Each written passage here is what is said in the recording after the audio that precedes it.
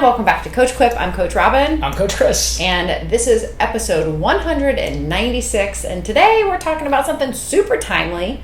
It is all about the Breaking 4 attempt. This is 4 lessons from the Breaking 4 attempt. It was so good.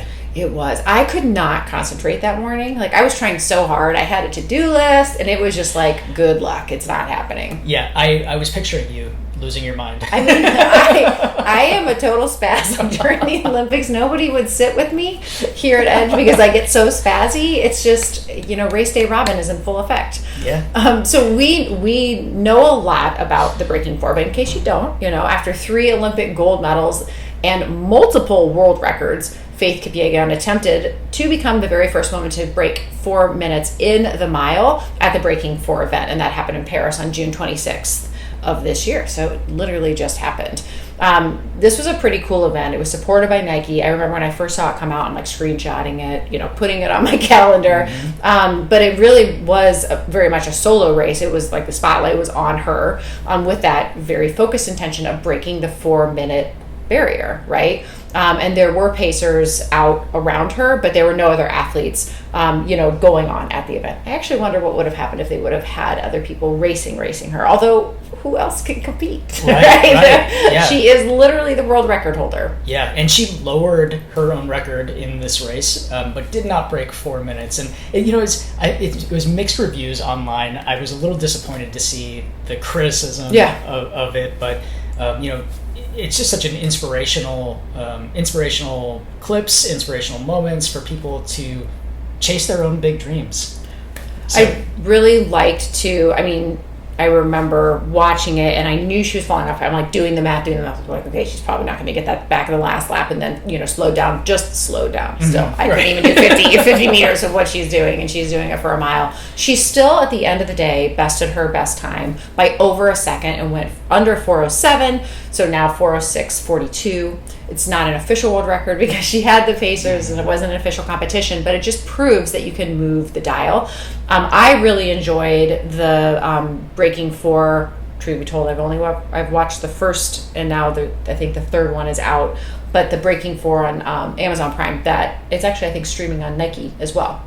And it's a documentary of leading up to the event. Oh, awesome. Learn a lot. The windrunners were joking that they were worried that I was getting activation ideas because, they show a lot of, her training camp methodologies. But it's really fantastic. And it really is rooted in this whole thing of, have a crazy, crazy dream and go for it. And Eliud Kipchoge is a big part of that documentary as well because they have very much like a mentor-mentee relationship. Yeah, amazing. So yes, she did get 4:06.42, and while that is faster than a lot of people can run a half mile, it is so incredible that we are getting so close to 4 minutes. And what I loved about her attitude about it too was she said, if it's not me, it will be someone. Yeah. It's going to happen, and it's just so cool to see somebody pave the way like this. So. We took out 4 big lessons from the Breaking 4 attempt that we think that every athlete can apply to chase their own dreams. And that is, the first one is to dream big. So when we're chasing our own moonshots, we have to realize that there will be people who don't believe in us. There will be the critics on the internet. There will be people who say it can't be done. But even if other people don't believe in you, you have to believe in yourself. And I think that was really something that she was so passionate about it, which was probably came through in the documentary, that the people around her were also supporting her, and she had that team, even though there were people across the world that were like, no, it's never going to happen. I love this too because it truly kind of becomes all about you and you believing in yourself. A lot of times when we chase hard things and people criticize us, it's because that's a them issue, not a you issue. That's they are too afraid to kind of chase those dreams. And we talk about this even sometimes with our athletes who are chasing longer distance events, like people chasing, let's say, their first half or full Ironman race, and people will be like, do you think that's a good idea? It's hard on your body. You don't have the time. But really, it's the person that is criticizing. Those are their worries that they are putting onto the athlete when those things are mentioned. So just remember that. Yeah, I love that. That's a them problem. Also, fulfilling your passions and like following your passions is not only fulfilling for you, it also inspires all of the people around you. And I think that's one of the coolest things about this was just seeing how activated the running community came around this. We saw this too when Brittany Romero, one of the windrunners, we knew that she was going to be trying to go for the OTQ. I don't know how public she was about it, but people knew she was up to something special. Mm-hmm. And the coaches have talked about this a lot of like, she would be in the ice bath and then someone else would be in the ice bath and they would be like, oh, I'm gonna do something epic too, right? It's like, mm-hmm. It doesn't have to be the same thing. You start to listen to the little voice in your head because someone else did, and that is what it's all about, those ripple effects. Number 2 is to build confidence. This is not something that's innate in anyone. I think a lot of times athletes who haven't dared to dream, they think, oh, well, the ones that are doing it were really confident. No, it's still like a muscle that you have to build, right? Faith is very much a decorated athlete, and she has a resume that stands on its own, and it gave her the confidence to take the leap. And she had, of course, the incredible support system of her team and Nike behind her. Especially in that first episode of the Breaking 4 docu, she really talks about like the work that she's putting in that was specific to the event, right? Mm-hmm. She knew X plus Y equals Z, and she has a lot of historical knowledge knowing what kind of training works for her, right?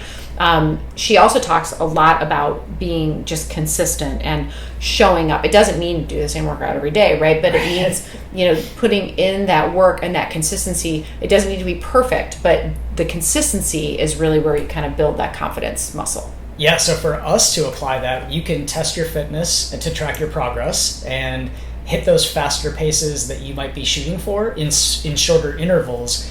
Last week we talked about how to use your pace card and how to level up your pace card, and a lot of those ideas really apply here too, to level up and reach these big goals that you are seeking. And then finally, to leverage your team around you, whether that's runners running with you in a pace group or your family and friends, telling people, like Brittany kept it on the down low a little bit. I know when I've been chasing big things, I tend to keep it kind of quiet. But there is a small group of people around you that you can sort of leverage for that support. And that's really important, especially for our recreational athletes who are chasing big things like a marathon or an Ironman. That takes a lot of time, and your priorities will shift if you're chasing these dreams. So you might be missing a social engagement or going to bed early or saying no to some things. And if you have people on your side who know that you're chasing something bigger, it kind of gives you permission to do that. Yeah, it definitely makes it a little smoother. Next up is to choose the right conditions. So everything about this attempt was planned, right? It was planned down to the time of day, where the location was. It was 1 hour time difference between her home and Paris. Everything down to the actual arena that they chose was all by design. It was all for a reason. So thinking about how can you use planning to your advantage? The time of year that you're choosing to chase your goal matters, because if you're chasing, say, a spring marathon, you're going to be training through the winter. But if you are doing a fall marathon, you might be training through a hot summer. So you're definitely training for a hot summer. You're training for a fall marathon right now. Let's reframe. Anywhere in the world. We're still sweating from this morning. So all of that makes a difference, because if you are not looking forward to training, or training is difficult because it's 95 degrees every day, it's going to be harder to reach those goals. Use your strengths to your advantage. If you hate running in the summer heat, you have a Henry the Heat Monster, then choose a different time for that race. And then thinking about things like on the actual race day as well, you want to use that to your advantage. So if you know that you are going to a race that has variable weather, how can you plan for that? Or if you have a really big goal and you're shooting for a certain time, is there a race that will help you with the weather conditions and maybe the course conditions have a better chance of achieving that goal?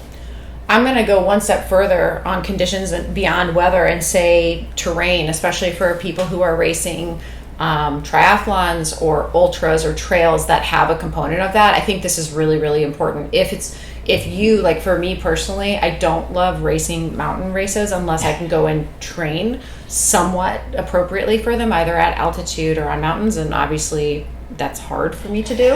I tend to like to race in conditions where I can replicate them. So like something that's more similar to, you know, our trail systems here that I can get you 30 minutes outside the cities. I have other racers that's not as big of an issue, but again, choosing the right conditions for you. It's taken me several years to figure out my fortes. Mm-hmm. All right, last is to perfect your pacing strategy. So this is the part that I almost wish they would have gone more into, although I'm sure it was like kind of under wraps too. They did talk a lot about how the pacers in front, you know, helped break the wind and she could effectively get pulled along by them. And then they also had a fair amount of pacers behind her because there is like a windfall that happens behind that can actually slow you down. And so they helped break that and keep the bubble close to her to help almost like not propel forward, but basically not reducing drag. Right. She had, you know, Faith had this whole team of pacers that she practiced with.